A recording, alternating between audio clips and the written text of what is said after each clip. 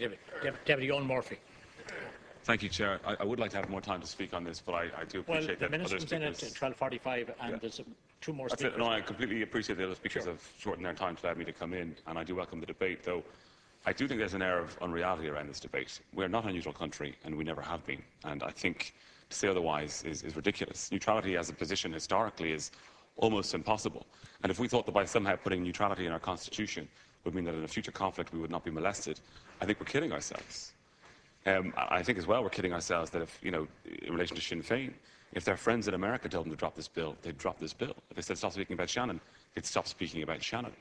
There is a wider world in which we live, in which we operate. I worked in disarmament issues for 4 years with the UN and other bodies. I'm a member of a number of peace organisations, and I've always found it interesting that people have this perception of neutrality as an intrinsic good, and they tend to equate it with concepts of peace, of human rights, of independence. I think that's a misperception. And to go back to Deputy Wallace's brief quote on one of the facets of neutrality, we would need to assume an attitude of impartiality towards belligerents, no matter what.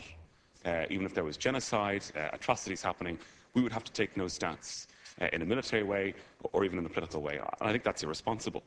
I think that, when an aggressor seeks to dominate someone who is weaker than them unjustly, this idea of positive neutrality or passive observance is not a noble good. And I think there is a time for active interest and active engagement. But that's not necessarily an argument for intervention either. It's to recognise that you do need to get involved in some way. And in a conflict, sometimes you do need to take a side. And if we looked at things like the Iraq War, which has been cited here before, of course we should have taken a side in that war. People marched on the streets, they were against it. We shouldn't have remained, or kept our so-called neutrality as we did. And let's not kid ourselves as well. If we facilitate the movement of troops through our territory to a war zone, that's not a neutral stance either. But we should have been stronger in terms of, taking the right position in that war at the time when we could have.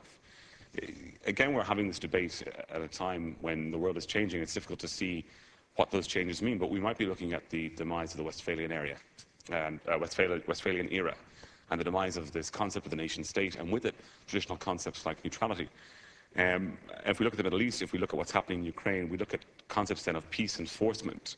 To be involved in peace enforcement missions is not to be military neutral. It involves military operations and military engagement.